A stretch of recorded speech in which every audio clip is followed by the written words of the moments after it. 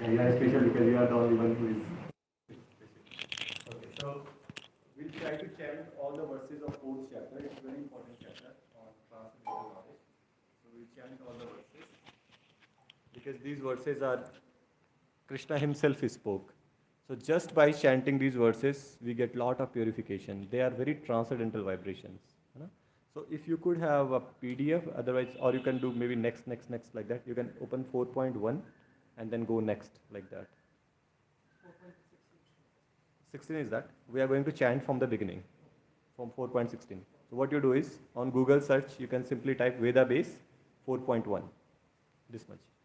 Can you type on the Google search? Not there. Yeah, we are going to chant from 4.1. Yeah, so we'll chant together. Shri Bhagavan Uvacha Imam Vivashvate Yogam Proktivan Aham Avyayam Vivaswan Manave Praha Manur Ikshva Kave Bravit Kave Bravit 4.2 Evam Parampara Praptam Imam Rajarshayo Viduhu Sakale Neha Mahata Yogo Nashtah Parantapa Sa Evayam Maya Tedhya Yoga Proktah Puratanaha Bhaktosi Me Sakha Cheti Rahashyam Hi Etad Uttamam. Do you have mobile? On Google search, we are chanting 4th chapter of Bhagavad Gita. Or you can get a book from here. Hare Krishna. Can you get a book from here? English is fine, right? So it will just check. It will be one copy of Bhagavad Gita. See if it's there. Do you see Bhagavad Gita? Yes. So both of you can share this. So we are reading 4.4, 4th chapter, 4th verse. Arjuna Uvacha Aparam Bhavato Janma Param Janma Vivasvataha Katham Etad Vijaniyam Tvamado Proktavaniti. Text 5. Shri Bhagavan Uvacha Bahuni me vyatitani Janmani tava charjuna Tanyaham ved sarvani Natvam vetha parantapaha. 4.6 Ajopi san avyayatma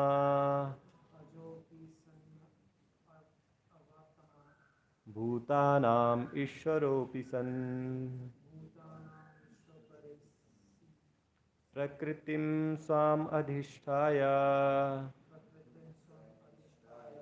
Sambhavamyatma mayaya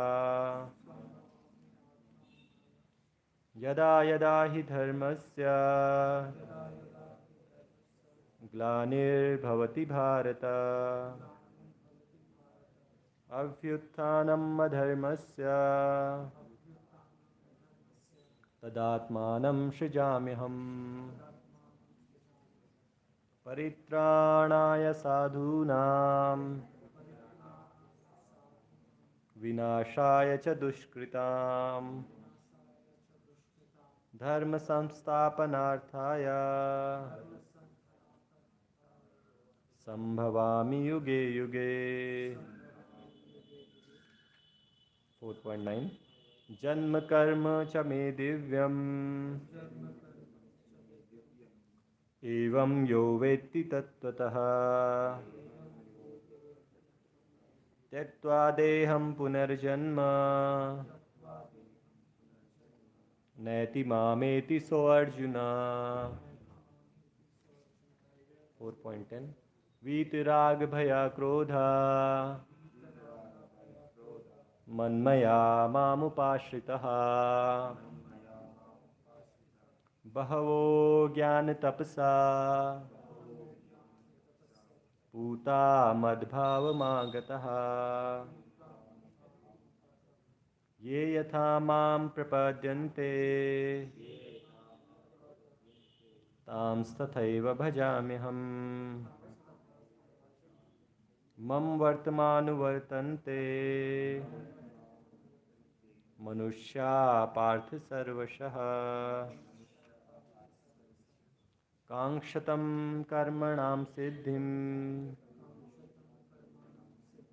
यजन्ता इह देवताः क्षिप्रं हि मानुषे लोके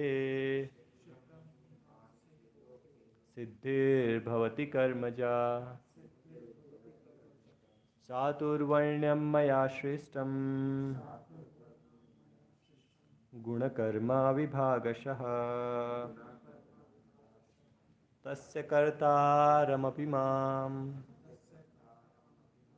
विद्धि अकर्तारम् अव्ययम् न मां कर्माणि लिम्पन्ति न मे कर्मफले स्पृहा इति मां योऽभिजानाति कर्मभिर्न स बध्यते एवं ज्ञात्वा कृतं कर्म पूर्वैरपि मुमुक्षुभिः कुरु कर्मैव तस्मात् त्वं पूर्वैः पूर्वतरं कृतं किं कर्मेति कवयोऽप्यत्र मोहितः तत्ते कर्म प्रवक्ष्यामि यज्ञात्वा मोक्षसे शुभात्. So we'll stop here. So we are going to discuss 4.16. So let's chant this one more time. 4.16 Kim karmeti kavyopyatra mohitaha tatte karma pravakshyami yajnatva mokshase shubhat. So we'll try to understand the word to word meaning also. So please chant after me. Kima, what is? Karma, action. Kima, what is? A karma, in action. Iti, thus. Kavayaha, the intelligent. Api, also. Atra, in this matter. Mohitaha, are bewildered. Tat, that. Te, unto you. Karma, work. Pravakshyami, I shall explain. Yata, which. Gyatva, knowing. Mokshase, you will be liberated. Ashubhat, from ill fortune. Translation: even the intelligent are bewildered in determining what is action and what is inaction. Now I shall explain to you what action is, knowing which you shall be liberated from all misfortune. So this Krishna is telling to Arjuna. Okay. So we'll read the purport. Please listen very carefully. Purport by Srila Prabhupada. Action in Krishna consciousness has to be executed in according with the examples of previous bona fide devotees. This is recommended in the 15th verse. Why such action should not be independent will be explained in the text to follow. To act in Krishna consciousness, one has to follow the leadership of authorized persons who are in line of disciplic succession as explained in the beginning of this chapter. The system of Krishna consciousness was first narrated to the sun god. The sun god explained it to his son Manu. Manu explained it to his son Ikshvaku, and the system is current on this earth from that very remote time. Therefore, one has to follow in the footsteps of previous authorities in the line of disciplic succession. Otherwise, even the most intelligent men will be bewildered regarding the standard actions of Krishna consciousness. For this reason, the Lord decided to instruct Arjuna in Krishna consciousness directly. Because of the direct instruction of the Lord to Arjuna, anyone who follows in the footsteps of Arjuna is certainly not bewildered. It is said that one cannot ascertain the ways of religion simply by imperfect experimental knowledge. Actually, the principles of religion can only be laid down by the Lord Himself. Dharmam tu sakshat Bhagavad pranitam. Bhagavatam, 6th canto, 3rd chapter, 19th verse. No one can manufacture a religious principle by imperfect speculation. One must follow in the footsteps of great authorities like Brahma, Shiva, Narada, Manu, the Kumaras, Kapila, Prahlad, Bhishma, Sukdev Goswami, Yamraj, Janaka, and Bali Maharaj. By mental speculation, one cannot ascertain what is religion or self-realization. Therefore, out of causeless mercy to his devotees, the Lord explains directly to Arjuna what action is and what inaction is. Only action performed in Krishna consciousness can deliver a person from the entanglement of material existence. Hare Krishna. So now let's try to discuss for 10-15 minutes what this verse is talking about and what we can learn from it. Okay? Don't keep it down, keep on your lap. So karma, right? So this concept is about karma. So before we discuss, how many of you believe in karma? You can be frank. It's fine if you don't believe. You believe? Okay.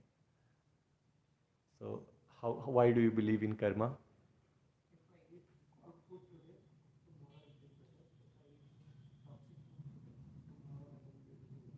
Perfect. Yes.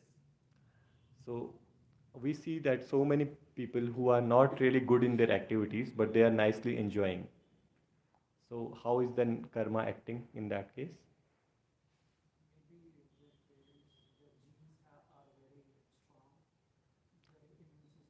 Not in terms of eating, in general.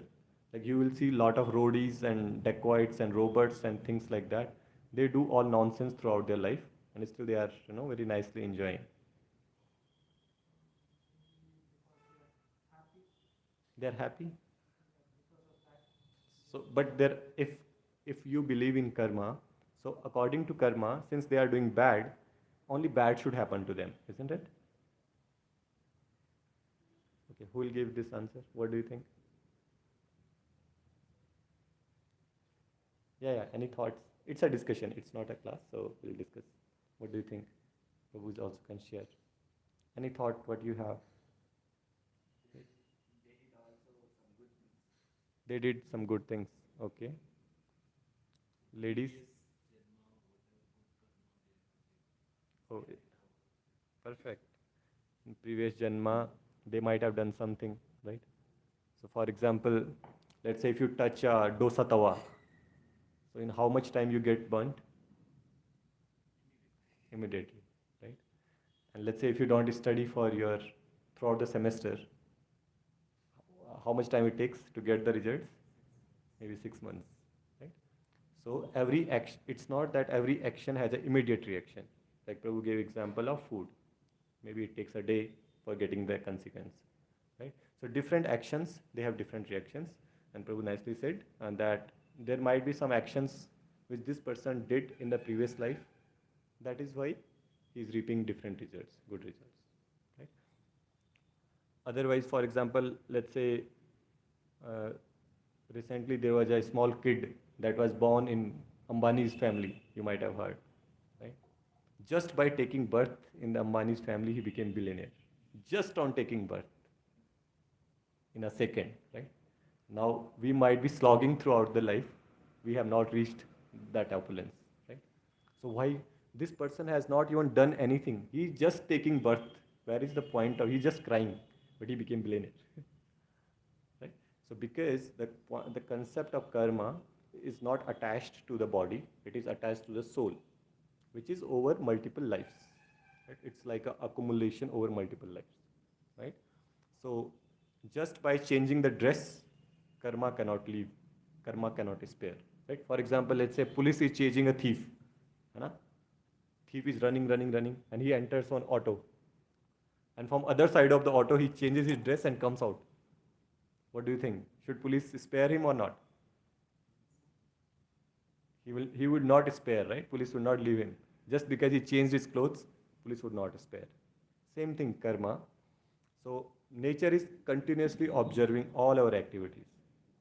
Just by changing the body, it would not spare. Right? So the action of basically the concept of karma is very, very complicated than we can even fathom, we can even understand. Right? So that's how, if you read, let's read the translation again of this verse. The translation says, even the intelligent are bewildered in determining what is action and what is inaction. It's not the ordinary people. True, if you want to sit on chair, that is perfectly fine. No, that's usually the trend. Some people have foot problem. No, you can sit on the chair. No, no worries. Point is that, yeah, we should be comfortable so that we can concentrate. Right. So, like like if you see Mahabharat war, right? When the entire war happened, after the war, who won? After the war, Pandavas, right? Pandavas won, correct? So, so then Yudhishthir Maharaj was perplexed. He was disturbed. He was continuously thinking and morose that I did such a bad karma, right? So he was thinking, okay, let me go and retire in the forest. But then lot of rishis and munis, they came to console him. But then lot of rishis and munis, they came to console him, just to, give some empathy to him. And they were saying, see, just if by going to forest, if someone can relieve from his karma and he can become liberated, then all the birds and beasts and all the animals who are always living in the jungles, they should be a most liberated people, isn't it? Just imagine tiger or lions who are always in the jungle. So going to the jungle is not a solution. Right? So Yudhishthira Maharaj are trying to think, okay. In fact, in the first and second chapter, Arjuna himself, right? Arjuna himself wanted to leave his duties and go to forest. Right? But that is not the teaching of Bhagavad Gita. Some people, they have this misconception that, okay, if my son or if we start going to Bhagavad Gita classes, if we started reading Bhagavad Gita, then we'll leave everything. But that from the very context of Bhagavad Gita, that is not true, right? So, in fact, in the beginning, Arjun wanted to leave everything, but when he understood Bhagavad Gita, then he could see things in the right perspective. That is what Bhagavad Gita is, right? So then, when Yudhishthira Maharaj was thinking, and Munis were trying to console him, and then Bhima kicks in. Bhima comes, and he says, now, see, you won the war. You fought and you won the war. But now you are fighting the war with whom? Your mind. His mind was continuously pulling him back, discouraging him. Then finally there was a debate, and they approached the most intelligent person. Who was most intelligent person there? Definitely Krishna. But apart from Krishna, there was a person who was very, very mature in taking decisions. No, not Arjuna.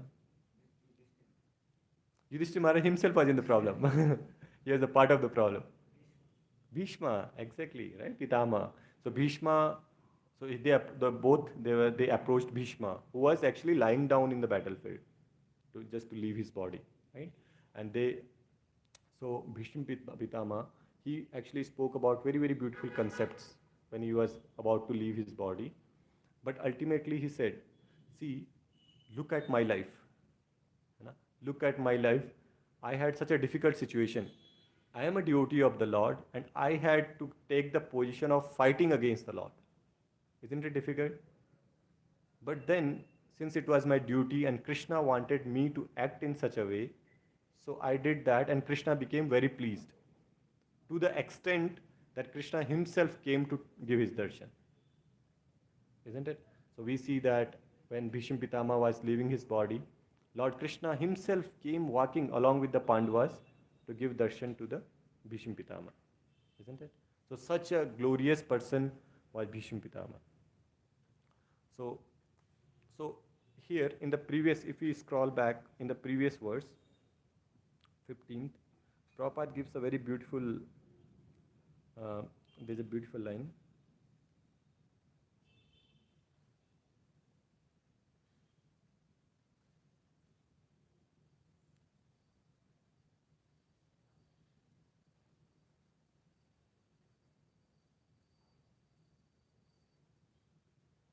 Hmm. So it is, if you see, it's middle in the paragraph. It says, foolish persons or neophytes in Krishna consciousness often want to retire from activities without having knowledge of Krishna consciousness. Arjuna's desire to retire from activities on the battlefield was not approved by the Lord. So, a lot of people have this misconception indeed, that simply by retiring to the forest, especially sometimes, grihasthas come and they say, okay, I'm fed up. I'm fed up with my family life. In fact, I'm also a grihasth. I'm also married. But a lot of people approach, they think, okay, I'm fed up with this. Let me leave everything and go to forest. But scriptures say that why you want to leave one wife and go to forest just to accompany it with 6 wives? Who are 6 wives? Mind along with 5 senses. So if your mind is not controlled, senses are not controlled, what is the point of going to the forest? Right? So Bhagavad Gita's recommendation is that we understand our duty, we understand what is action, what is inaction, and then execute accordingly. Right? So there are 3 kind of things: karma, akarma, vikarma. Who knows the difference between these 3? Or any hints? Prabhu, you know the difference? Vikarma. Yes.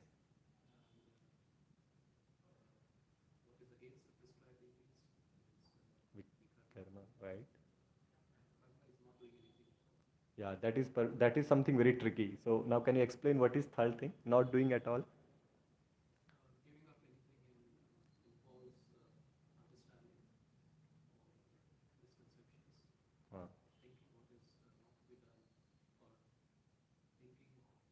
Uh, any example? Okay, any example? Let's say, okay, let's take, what is the one example of karma? Any one example? Karma is very easy. Karma, vikarma are easy to give example. Huh? Daily routines. Okay, that is karma. So, not exactly. So it depends. Actually, it's a motivation. It depends all on the motivation, right?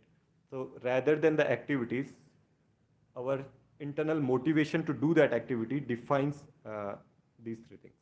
Okay, what I said? Rather than the work itself, it's the motivation to do the work which discriminates these things, right? So, for example, milk. So, if you consume more milk, what will happen?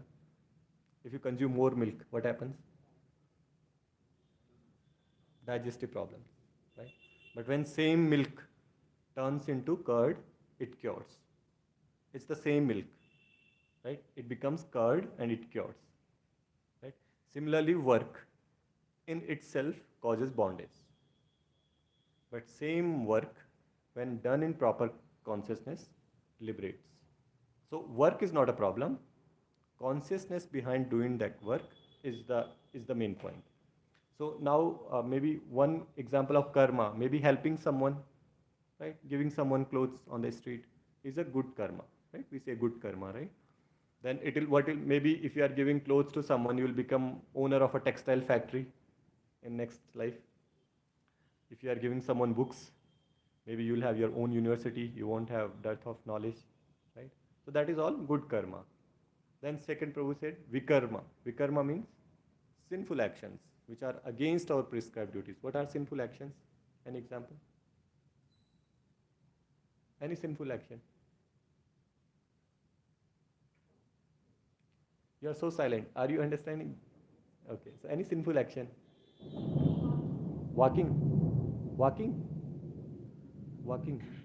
How walking is sinful? How walking is sinful? I'm really huh? Okay, so let's hear from Prabhu. Any sinful? Sinful, like we can give 100 example in one. Huh? Stealing something. Stealing something, right? Doing crimes, meat eating, intoxication, smoking, drugs, everything. They are all sins. Sins means pap, right?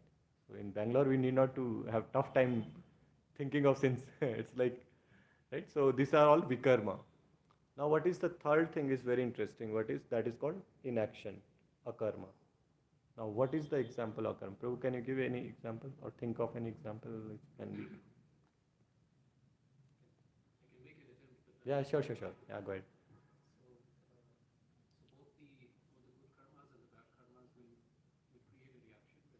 Yes, true.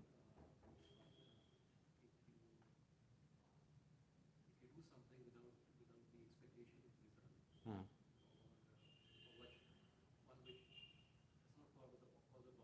Hmm. Hmm. Any example like something which we are doing without the motivation of Richards?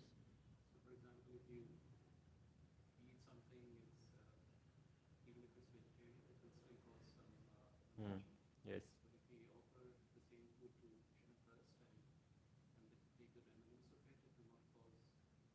So nice, perfect example. This is awesome.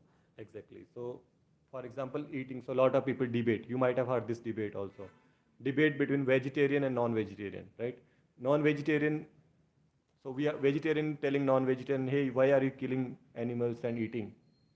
And then non-veg is telling people, you are also killing plants and eating. So that is also sinful, right? So what is the answer? Prabhu, can you say? Vinayak Prabhu. Yeah, that's all fine. So, but and even the eating of the plants is we know, right? So Jagdish Chandra Bose, he did experiment where plants also have life, right? So we are even the vegetarian people are also killing in that way. So this point that you are killing animals and you are killing plants does not take us anywhere in the logic.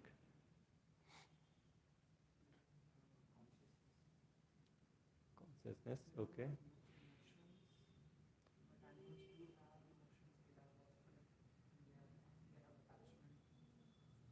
So actually, even plants have consciousness. Though, yeah, though killing an animal, killing a human being, killing an animal, and killing a plant, they are not on the same level. Definitely, they have different gradations of consciousness. So they are definitely on different plane. But even killing plants causes reaction, right? Brings us reactions, brings causes bondage. So the best solution is to we we cook vegetarian food and offer to Krishna. That is 3.13 of Bhagavad Gita. If you want to leave, feel free to leave. Okay, don't feel like obliged to sit. Yeah. So, so that is that. Even killing of the plants causes bondage. But when the same food, same vegetarian food, we cook, we offer to Krishna, then all the reactions are gone. Right. So that is a one very good example of inaction. And this principle, so Bhagavad Gita's principle is yoga karmashu kaushalam, means even work is an art, right? For example, when you hear of this word art, what comes to your mind? Art. When you hear of this word art, what comes to your mind, Prabhu? Art, yeah, art, art. Yoga karmashu kausalam. So Bhagavad Gita says work is also an art. But in general, when you hear the term art, what colors? Okay, colors come to your mind. Okay, what else? Pictures, paintings, but even pictures or even some crafts, Right? We say, okay, nice art, right? Maybe someone is singing or playing nicely some instrument, that's a good art, right? But Gita says even working is an art. Yoga karmashu kaushalam. Even work is an art, right? So same work, let's say going and coding for office can cause bondage. Can say, for example, you are coding a piece of code. The same code is used to automate a system, which is used to kill the chickens. What do you think? Isn't that bringing sinful action? Because it's our intelligence which made it so proficient that it is very nicely and very efficiently killing the chickens now. So there is a proper and the nature's law are very uh, I mean they are very deep. I mean they are not superficial. So everything gets passed on, right? Just like companies benefits gets passed on, similarly reactions also gets passed on. But the same work, it's the same piece of code, same coding methodology. When we are using the results for Krishna, then results are nullified, the reactions are nullified. See? So Gita's, according to Gita's principle, will still the person before reading the Gita and after reading the Gita, he might be doing the same code, same style of coding, everything. But what changes is consciousness and motivation. Right? Earlier, he was doing just for his own sake, and he was too much worried and hooked on to the results. Right? But now he is thinking of results are offered to Krishna. So he's just doing his duty as a devotion to Krishna. Right? So that is the difference of consciousness. Yes, we are just wrapping up, then we can ask. Huh? So in this 16th verse, what we are learning is Krishna is saying that the action and inaction, karma, akarma, vikarma, action are actually divided into good and bad, and then we have inaction, which is akarma. So this is very complicated to understand. So what is the solution? Is to follow the footsteps of great acharyas. And there are 12 important Mahajanas. Mahajanas means great personalities to whom we can directly follow. The example given of Brahma, Narada, Kapila, Sukdev Goswami, like that. These are the 12 great personalities. So when we are wondering that, okay, how to act, how to do our duties, then we follow these footsteps, their footsteps. And Gita is just a book of principles. These principles are further elaborated in Bhagavatam, Srimad Bhagavatam, right, which is a book of 14,000 verses, right? So it's a book, so every person, like say all these 12 personalities are mentioned in the Bhagavatam, their activities are mentioned in the Bhagavatam, right? When we read and hear about their activities, we get to know, okay, how to act, right? So yeah, this is what we learn. Now you can discuss or comment what you learned, or you can ask questions for maybe next 2, 3, 4 minutes. Yeah. Yes, Prabhu. What's your name, Prabhu? Rohit Prabhu. I had a question that you told while coding, some people will code will be used for like cigarette companies and non-veg companies, Yes. like KFC and all. We don't even know where that particular code is going, right? Yes. So some devotees also will do that. Yes, yes. So how is it related to Krishna? Yes. They are also doing sinful activities. Yeah, so actually that was my example. So actually we don't even know where our code. For example, I'm into chip design, right? So I don't know where that particular chip is getting hooked onto, right? Chips are going into all mobiles, but how many people are using mobiles properly? And how many people are using mobiles for sinful actions? So, but the brain of the mobile is that chip which our efforts had put in, right? So we don't know, Prabhu.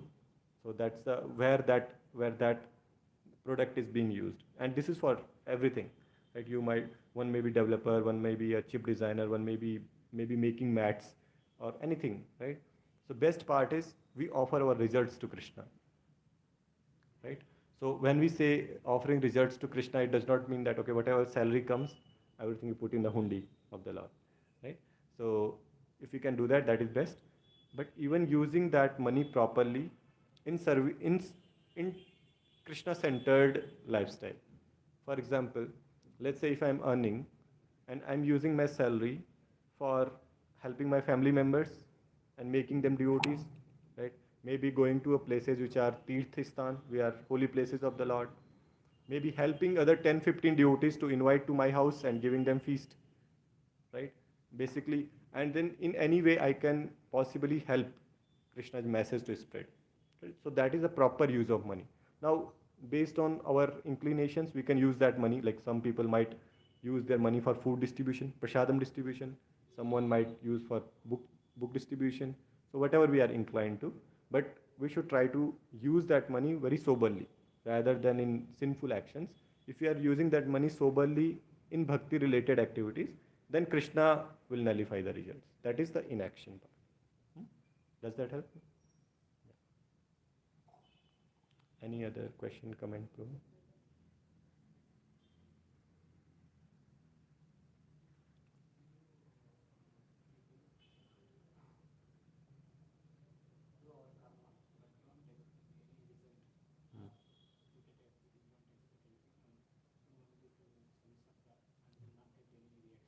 Yes, exactly. That's a good takeaway. Yeah, so usually when people, so there's a famous verse in Bhagavad Gita, Karmarne vadikaraste ma phaleshu kadachan. It is said in India, if someone is sleeping, right, and you wake him up and ask him, okay, tell me something from Gita. So he'll quote this verse, Karmarne vadikaraste. It's very famous verse, but very highly misunderstood verse also. So a lot of people, they think that this verse is telling, okay, you work hard like donkey and then enjoy the results. No, that is not the meaning of this verse. Verse says that karmarne vadikaraste mahaphaleshu kadachana. You have right to perform your prescribed duties, but you don't have right over your results. Right? And in the 18th chapter, eventually we understand that there are 5 factors. One is our endeavor. There are 4 more factors which contribute to the success of our efforts. So results are not only our endeavors they don't govern the results, right?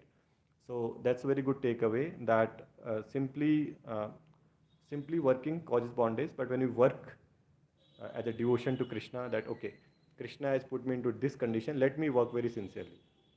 Okay? So a devotee is a perfect gentleman. That's how Prabhupada would say. Once a reporter asked Prabhupada, how can we identify a person in your movement? Prabhupada did not say he'll have a nice long tilak, nice dhoti. You know what Prabhupada said? Prabhupada said he'll be a perfect gentleman. Right? So when we are becoming devotees and when we are making others devotees, it is like making someone a perfect gentleman. Right? So he's a perfect citizen, he's a perfect son, he's a perfect husband, he's a perfect brother. Right? So in all aspects, because he knows that okay, he acts on the platform of duties. Right? He is not moody. He is not acting on the whimsical platform. Okay, आज mood है तो then I'll do. If not, then I won't do. He's acting. Okay, this is my duty as a husband. This is my duty as a son. This is my duty as an employee. Right? So different. So he becomes a perfect gentleman. So making someone devotee and ourselves becoming devotee is the best thing we can utilize this life onto. Right? So I'll just conclude with this. Basically, you know Shankaracharya, right? So you know how many years he was present in this planet? Yes, right? He was only present till the age of 32. What is 32? I'm done with 32, right? But you see the amount of impact he brought on the earth, isn't it? Everyone knows Shankaracharya and the amount of contribution he brought to society is huge, right? So it's not the span of life that makes it worthwhile, but the impact it brings, right? And the positive spiritual impact. Correct?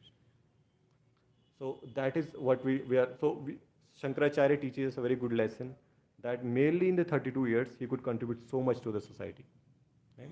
And so what is the learning for us? That when we are learning Bhagavad Gita, and also we should attempt to teach others Bhagavad Gita. That is our process. Basically learn and also teach others. Okay? We'll stop here. Thank you for being so patient. Yeah, we'll meet tomorrow. Will be 4.17, where there will be a detail further to action in action. So the devotee will explain. Yeah. Hare Krishna. Thank you.